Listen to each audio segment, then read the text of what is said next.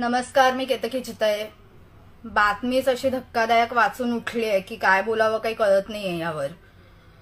म्हणजे ज्या लोकांनी तुम्हाला मतही दिलं नाही त्याला स्ट्रेंथन करायला, त्याचं बळकटीकरण करण्यासाठी तुम्ही त्यांना 10 कोटी रुपये देताय. तुम्ही बधीर आहात की तुम्ही आम्हाला बधीर करून सोडणार आहात? मी नेहमी म्हणत होते की लोकसभामध्ये तर कोणाला मत द्यायचं हे ठरलेलं आहे, त्यात काही प्रश्नच नव्हता. कारण सेंटर मला माझा प्रधानमंत्री कोण हवाय हे बघून मत दिलेलं होतं. पण विधानसभेत कोणता झेंडा घेऊ हाती हा प्रश्न पडणार आहे हे मी आधी पूर्वीपासून बोलत होते, सुरुवातीपासून हे मी बोलत होते. पण आता तर तुम्ही माझं मत अगदी ठाम करूनच सोडलेलं आहे.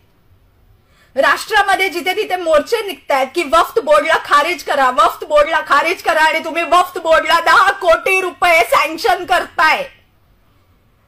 आधीच 3 तिगाडी गव्हर्नमेंट आहे तुमचं. ठरवलंय काय की तुम्हाला तुमच्या बाजूने हिंदूही नकोय हेही ठरवलंय का तुम्ही? म्हणणं काय तुमचं की एक परत स्वतःच्या काकांकडे जाणार आहे आणि म्हणणार आहे काका काका माझं चुकलं, मला माफ कर, मला परत घे. दुसरी व्यक्ती काय करतेय?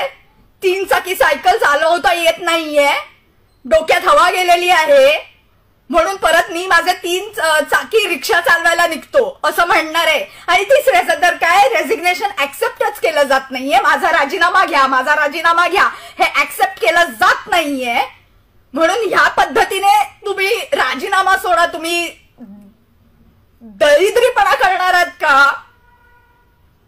तुमचं म्हणणं काय आहे की बघा 10वीतला मुलगा जसा म्हणतो मी आता फेलच होऊन दाखवेन, तसं तुम्ही किती संख्यानं तुमची मतं तुम्ही कमी करणार आहात हे डिसाईड केलंय का? हा तुमचा गोल आहे का विधानसभेसाठी?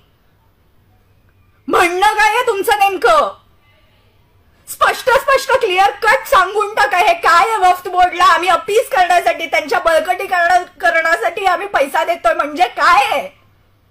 वक्फ बोर्ड उद्या हिंदूंची आतापर्यंत इतकी जमीन ऑलरेडी खाऊन बसलेलं आहे.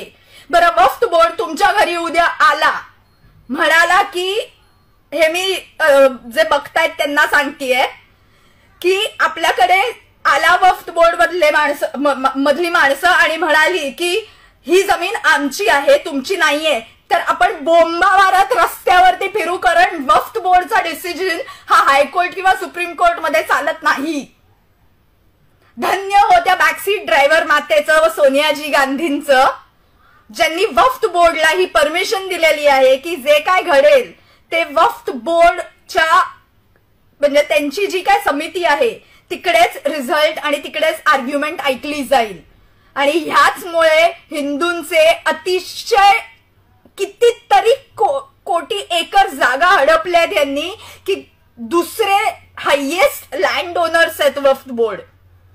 सर्वात पहिलं थँकफुली गव्हर्नमेंट ऑफ इंडिया आहे आणि दुसरं वक्फ बोर्ड आहे ज्याच्याकडे सर्वात जास्त जमीन आहे. ह्यांना रद्द केलंच पाहिजे. आणि तुम्ही त्यांना 10 कोटी रुपये देताय, सँक्शन करताय त्यांना. अरे निर्लज्ज माणसांनो, थोडा तरी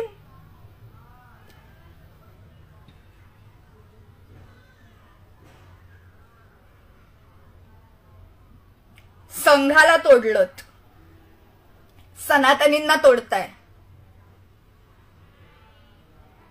नोटाला आयुष्यभर मी शिव्या घालत आलेले आहे की नोटा एवढा भिकारीपणा ह्या जगात नसेल.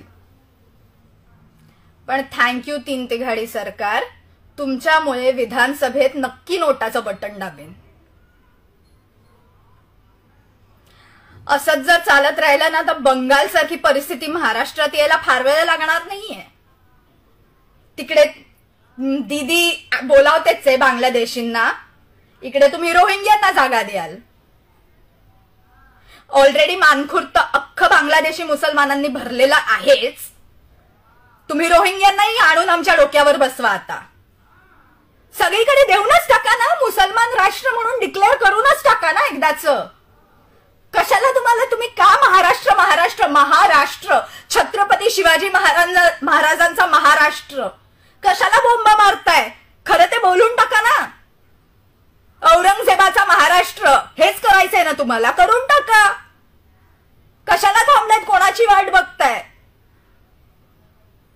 तुम्हाला छत्रपती संभाजीनगर नको आहे ना? तुम्हाला औरंगाबादच हवंय ना?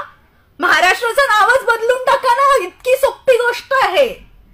आणि उगाच छत्रपतींचं, फुल्यांचं, आंबेडकरांचं, सावरकरांचं कोणाचंही नाव घेऊ नका. त्यांचा अपमान करू नका त्यांचा महाराष्ट्र म्हणून.